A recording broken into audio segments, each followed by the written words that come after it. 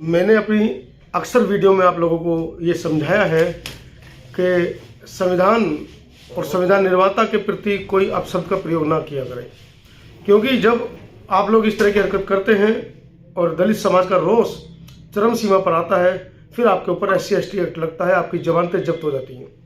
उसके बावजूद आप लोग इस तरह की हरकतें करने से बाज नहीं आते हैं। कल बाबा साहब का महापरिनिर्वाण दिवस था।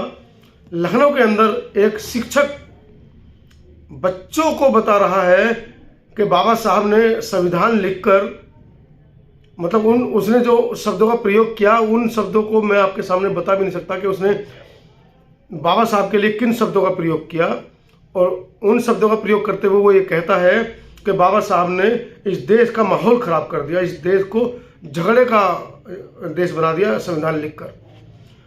दलितों का रोष फूटा। उन्होंने शाम को लखनऊ में पारा स्थित थाने का घेराव किया। वो शिक्षक के घर ही पहुंचे। अब बड़ी बात यह कि वो शिक्षक कौन था, वो किस जाति से था, ये बहुत बड़ी बात है। आज तक तो आपने ब्राह्मण समाज को, ठाकुर समाज को सुना होगा कि परम पूज्य बाबा साहब के बारे में अपशब्द बोलते हुए। जब CAA NRC को लेकर इनके ऊपर लाठी चली थी, तब इन्हें भारत का संविधान और बाबा साहब याद आए थे। उसी वंश का ये शिक्षक है जिसकी जिम्मेदारी है छात्रों को सही गलत की शिक्षा देना, छात्रों को उनके विकास के लिए इस देश के इतिहास से रूबरू कराना।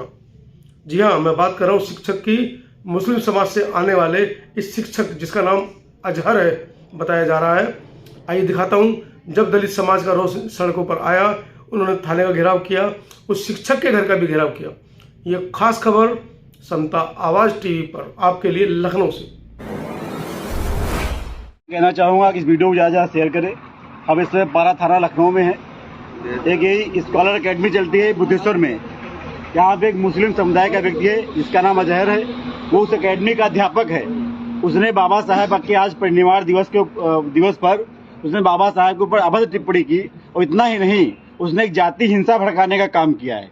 इसका मेरे पास पुख्ता सबूत होने के बावजूद वो छात्र भी हमारे साथ मौजूद है। हम लोग उसके घर पे गए। उसके घर पे जाने के बाद हम लोगों ने तुरंत मौके प्रशासन को बुलाया। प्रशासन के सामने वो व्यक्ति घर के अंदर था। प्रशासन ने उसकी गिरफ्तारी नहीं की। हम लोग प्रार्थना पत्र दिए और हम लोग थाने में उपलब्ध है। ना तो SHO साहब मौके पे हैं और हमसे कहा जा रहा है कि प्रार्थना पत्र दे दीजिए, आप लोग जाइए। अब आप बताइए कि जिसने इस देश का संविधान लिखा हो, सभी साथी इस बात को ज्यादा शेयर करें, जिसने इस देश का संविधान लिखा हो, जिसकी वजह से पारा थाना चल रहा है। पारा थाना नहीं, पूरे देश के थाने चल रहे हो। सोचिए, इस भारत के पूरे देश के थाने चल रहे हों और उनको एक मुस्लिम समुदाय का व्यक्ति अभद्र टिप्पणी करता है। ये कहता है कि अम्बेडकर एक चूतिया इंसान था। ये उसके शब्द हैं। और उन्होंने इस देश का संविधान लिख के मर के चला गया। उस देश में क्रूरतियां फैला गया। इस तरीके से अभद्र टिप्पणी की और SCO का आरक्षण देके फिर भी कुछ नहीं उखाड़ पाए।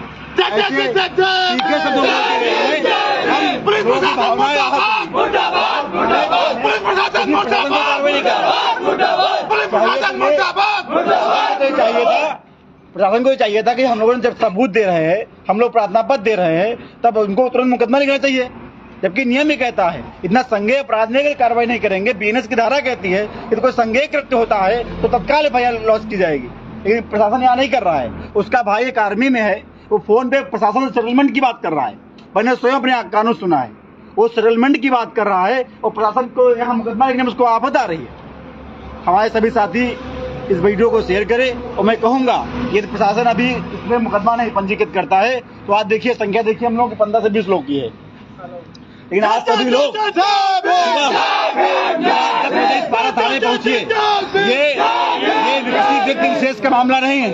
ये मामला संविधान निर्माता के सम्मान का है। ये मामला समस्त भारतीयों के सम्मान का है। ये मामला हम जैसे भारतीय तमाम जो अम्बेडकर साहब में अपनी आस्था को रखते हैं, हमारी आस्था पर ठेस पहुंचाई गई है। ये हमारी आस्था का मामला है।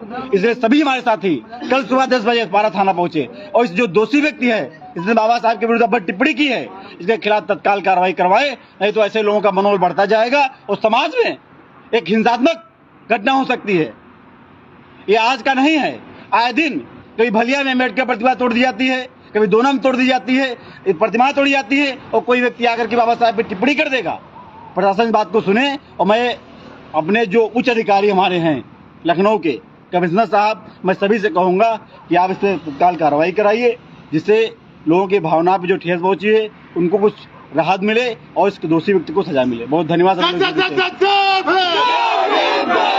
प्रशासन मुर्दाबाद, प्रशासन मुर्दाबाद।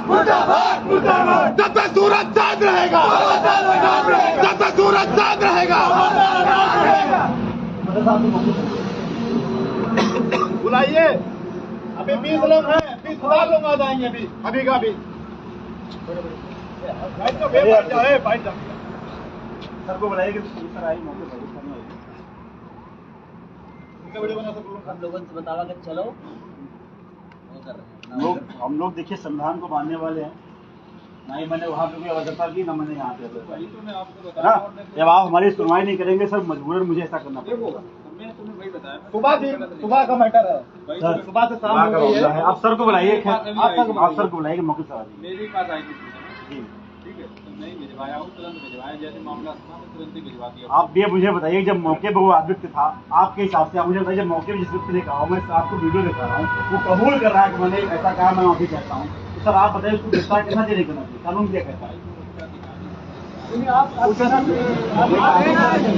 लोग अम्बेडकर जी की बातें पढ़ लिख गए,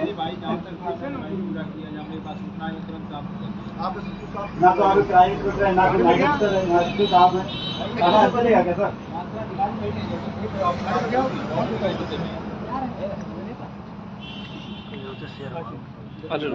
लाइव चल रहा है, नहीं सर क्या बता रहे हैं, अभी आ रहे नहीं आ रहे, क्या बता रहे हैं?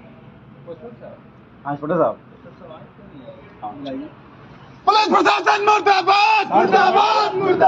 जब तक सूरज चांद रहेगा, जब तक सूरज चांद रहेगा, जब तक सूरज चांद रहेगा। जय भीम।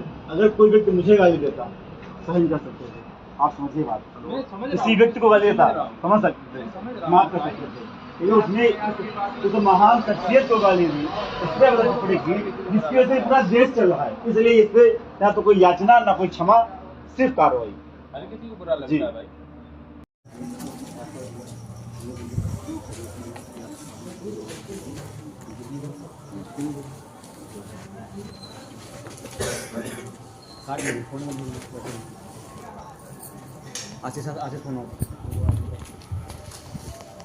से टिप्पणी की है, तो ये तो उनके अनुसार, बाबा साहब के अनुसार SC/ST एक्ट के अंतर आता है ना, अंतर्गत आएगा। बिल्कुल आएगा। हाँ? तो मेरे हिसाब से आपको बाबा साहब के रास्ते पे चलना चाहिए। बिल्कुल चलना चाहिए। ठीक है ना। तो वो उनका मतलब ये तो है नहीं कि कभी भी हिंसा करिए, नहीं हिंसा कानून के हिसाब से कानून के हिसाब से बात की जा रही है। तो इसमें आप लोग हमारे हिसाब से उनके ऊपर एक FIR कराइए। नहीं FIR करेंगे, इनको लेकर थाने चलिए, हम FIR देंगे। हाँ देखिए थाने हम लोगों को एक तो हमारी SOP में नहीं होता है। मैं अभी थाना बुला दूंगा, थाने से आएंगे, इनको लेके आएंगे। हाँ बुलाइए, हम यहीं बैठे हैं, धरना यहीं होगा फिर। वो कोई दिक्कत नहीं, आप वो बुलाइए, थाने ले चलो। जो बात है वो हमने आपको बताई। हम लोग खुद इसलिए कॉल की गई थी कि आप आए, हम लोग इसलिए आपको बोला, हम लोग आए यहाँ पे। नहीं मैं थाना यहीं बुला देता हूँ, कोई दिक्कत नहीं है। अभी 5-10 मिनट में आ जाएंगे। तो